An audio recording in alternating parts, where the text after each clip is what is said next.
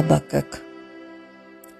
Al sou die vrye boom nie bot nie, Here, en daar geen druiwe aan die wingerde wees nie, al sou die olyfoes misluk, en die lande geen oes lewer nie, en al sou die verlang tot diep in my oë gaan lê, en die bang en onsekerheid bietjies in my hart wegkruip, al sou die pad kilometers vol grond en gate voor my voete uitloop, en my hart se probeer moeg raak, al sou my oë sukkel om die son raak te sien, die son wat U elke dag op my pad kom neersit, al sou my kop aanhou probeer om my hart te verstaan, en my bidparty daar moeg voor U kom kniel, nogtans sal ek in U bly glo, sal ek glo dat U hart goed is en liefde is.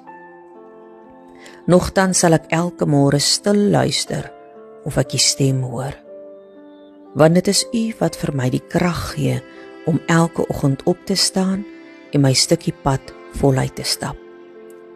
Dit is U wat my hart se huil stil maak en die stukkies verlang gaan wegbêre daar waar dit hoort. Dit is U wat die verlede se onthou toevou in U hande en dit eenkant neersit daar waar dit my nie meer kan raak sien nie.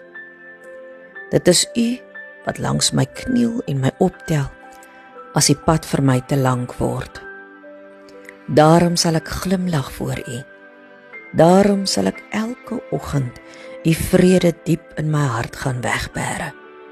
Daarom sal ek my kop oplig en die lewe stil in die oë kyk. Want U, Here, loop saam met my, elke dag, altyd. En dit is vir my genoeg. Amen.